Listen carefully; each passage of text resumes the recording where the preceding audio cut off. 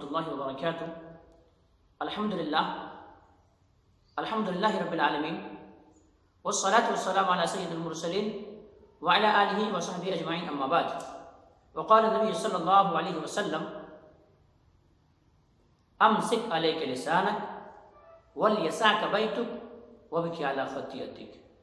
وقال اللہ عز وجل ما یلفظ من قول الا لدیہ رقیب عتید۔ محترم سامعین و ناظرین، میں نے آپ حضرات کے سامنے قرآن مقدس کی ایک مختصر سی آیت پڑھی ہے، اسی طرح سے آپ حضرات کے سامنے ایک حدیث بھی پڑھی گئی ہے۔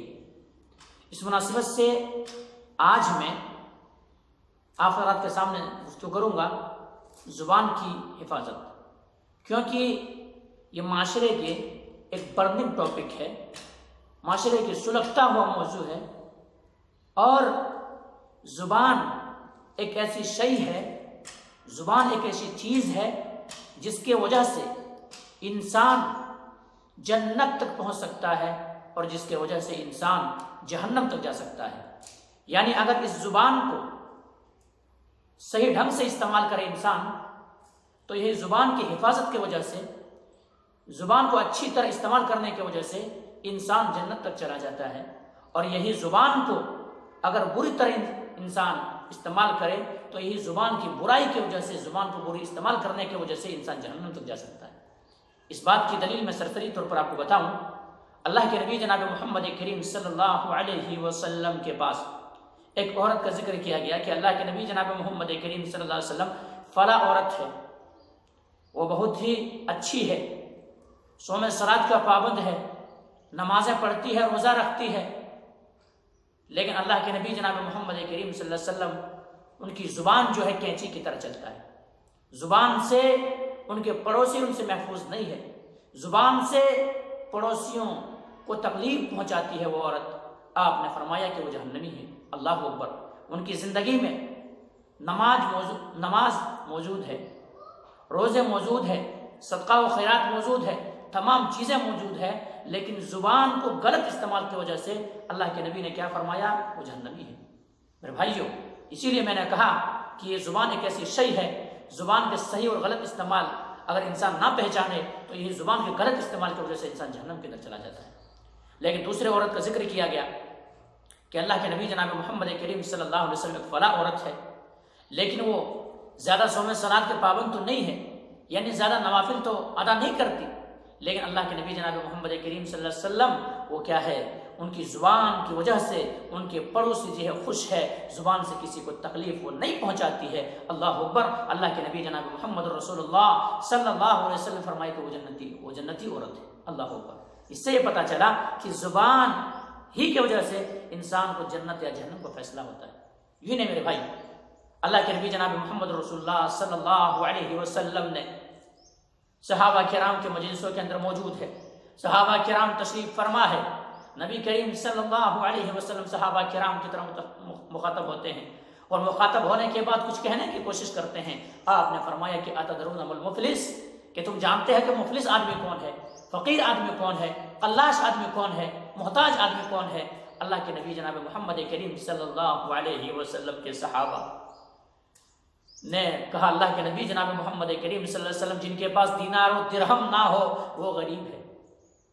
آج اگر ہم سے اور آپ سے بھی سوال کیا جائے سامعین و ناظرین، تو ہمارے اور آپ کا ذہن بھی یہی کام کرے گا، اور ہم اور آپ بھی یہی کہیں گے کہ جن کے پاس دینار و درہم نہیں ہے، پیسے و روپے نہیں ہے، بینک بیلنس نہیں ہے، ایسا انسان محتاج ہے۔ جیسا کہ صحابہ کرام رضی اللہ عنہم اجمعین کی نظریں وہاں تک گئی اور صحابہ کرام نے کہا، لیکن اللہ کے نبی جناب محمد کریم صلی اللہ علیہ وسلم فرمایا کہ میرے ساتھی، میں دنیا کے مخلص کے تعلق سے نہیں پوچھ رہا ہوں بلکہ آخرت کے مخلص کے تعلق سے پوچھ رہا ہوں، اور آخرت کے مخلص وہ ہوں گے کل قیامت کے دن وہ نماز لے کر کے جائیں گے، روزہ لے کر کے جائیں گے، صدقہ و خیرات لے کر کے جائیں گے، لیکن تمام نیکیاں لے جانے کے باوجود بھی وہ انسان جہنم کے اندر جائے گا، جنت نہیں جا سکے گا۔ کیوں؟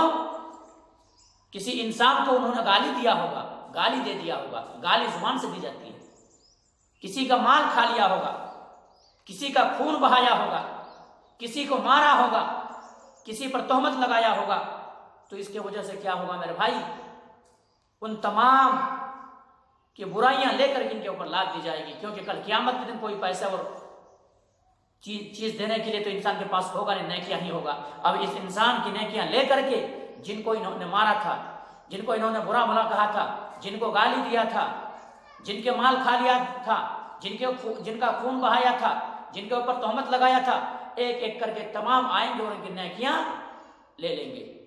اور ابھی بھی برابر سرابر نہیں ہوا ہوگا، آخر کار کچھ لوگ آئیں گے تو کچھ لوگوں کی برائیاں ان کے اوپر لاد دیا جائے گا اور لاد کر کے اس کو جہنم کے اندر ڈال دے گا۔ میرے بھائی زبان معاشرت صحیح نہیں ہے، تو دیکھیے زبان کی ایسی صحیح ہے میرے بھائیو۔ اس لیے اللہ کے نبی جناب محمد کریم صلی اللہ علیہ وسلم کی خدمت میں ایک صحابی رسول حضرت عقبہ بن عامر رضی اللہ تعالیٰ عنہ حاضر ہوتے ہیں، اور حاضر خدمت ہونے کے بعد کہتے ہیں من نجات یا رسول اللہ صلی اللہ علیہ وسلم، اے اللہ کے نبی جناب محمد کریم صلی اللہ علیہ وسلم نجات کیسے ممکن ہے؟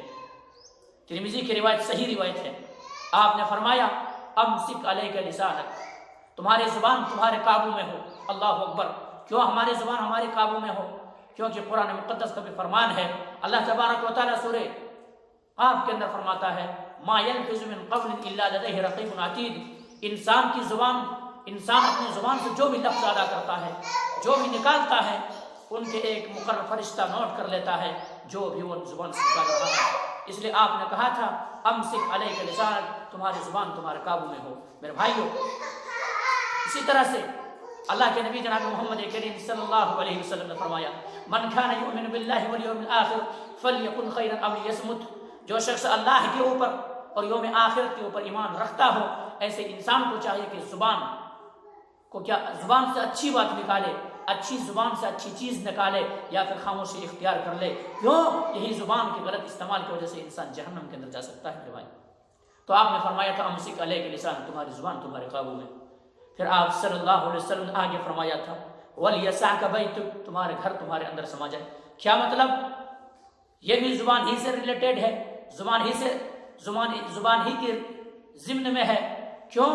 انسان جب اپنے گھر کے اندر بیٹھا رہے گا، انسان جب اپنے گھر کے اندر وقت گزارے گا، ظاہر سی بات ہے برائیوں سے بچ جائے گا، چغلی سے بچ جائیں گے، غیبت سے بچ جائیں گے، جھوٹ سے بچ جائیں گے، ایک دوسرے کو تہمت لگانے سے بچ جائیں گے، ایک دوسرے کو مارنے سے بچ جائیں گے، ایک دوسرے کے مال ہڑپنے سے بچ جائیں گے۔ اس لیے آپ نے فرمایا تھا وَلْيَسَعْكَ بَيْتُكَ، تمہارے گھر تمہارے اندر سما جائے۔ تو میرے بھائی، جو ہمیں اور آپ کو کام کرنے کے بعد، کاج کرنے کے بعد، محنت کرنے کے بعد، مشقت کرنے کے بعد ہمیں جو وقت ملتا ہے وہ اپنے گھر میں گزارنا چاہیے۔ تیسری بات اور تیسری چیز آپ نے جو کہا تھا وَابْكِ عَلَىٰ خَطِيئَتِكَ، تم اپنے غلطیوں کے اوپر رو۔ ہمارے معاشرے کے اندر یہ چیز آج نہیں پائی جا رہی ہے۔ آج کیا ہوتا ہے؟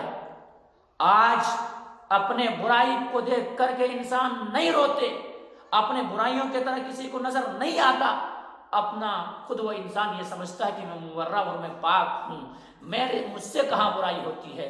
دوسرے کے اوپر انگلیاں اٹھاتے ہیں، دوسرے کو بلا بھلا کہتے ہیں، دوسرے کے اوپر الزام تراشیاں کرتے ہیں، دوسرے کے خلاف سازشیں کرتے ہیں، اور دوسرے انسان کو گھٹیا اور کمتر دکھانے کی کوشش کرتے ہیں۔ لیکن میرے بھائیوں، ہمیں اور آپ کو اپنی غلطیوں پر رونا ہے۔ وَابْكِ عَلَىٰ خَطِيئَتِكَ، اپنی غلطیوں کے اوپر رو۔ کیوں؟ اپنے غلطیوں کے اوپر رو گے تو اللہ کے محبوب بندے بن جاؤ گے، اللہ تم سے محبت کرنے لگے گے، اللہ کا پسندیدہ بندہ بن جاؤ گے۔ کیونکہ اللہ تبارک و تعالیٰ نے قرآن مقدس کے اندر فرمایا ہے ان اللہ یحب التوابین ویحب المتطہرین، اللہ تبارک و تعالیٰ پاک رہنے والے اور توبہ کرنے والے کو پسند کرتا ہے۔ تو میرے بھائیوں، میں نے آپ حضرات کے سامنے مختصر طور پر کچھ حدیث کی باتیں رکھا، اور میں نے 4 ضمنی باتیں بتایا کہ 3 چیزیں ہماری زندگی میں اگر ہو جائے، سب سے پہلی زبان ہمارے قابو میں ہو جائے، کیونکہ زبان سے زیادہ تر برائیاں ہوتی ہیں۔ اس کے بعد ہمارے گھر ہمارے اندر سما جائے، یعنی کام کاج کرنے کے بعد جو وقت میرے گھر پر گزارے، اور ہم اپنے غلطیوں پر رونا سیکھ جائیں تو ہم سرخرو ہو سکتے ہیں، ہم جہنم کی آگ سے بچ کر کے جنت کے اندر جا سکتے ہیں، اور ہمارا معاشرہ صحیح ہو سکتا ہے، ہماری زبان کے صحیح ڈھنگ سے استعمال ہو سکتا ہے۔ اس لیے میرے بھائیو، ہم اور آپ نے حدیث کے اوپر عمل کریں۔ بہرحال میں یہیں سے اپنی بات کو ختم کرتا ہوں، اور اللہ سبحانہ و تعالیٰ سے دعا کرتا ہوں کہ مولا کریم جو بات کہی گئی ہے، سب سے پہلے تو ہم اور آپ کو تو ان باتوں کے اوپر اچھی سمجھ کی توفیق دے دے، اس کے بعد مولا کریم ہم تمام مسلمانوں کو اپنی زبان کی حفاظت کرنے کی توفیق دے دے۔ تقبل یا رب العالمین، وآخر دعوانا الحمد للہ، سبحان ربک رب العزة عما یصفون، وسلام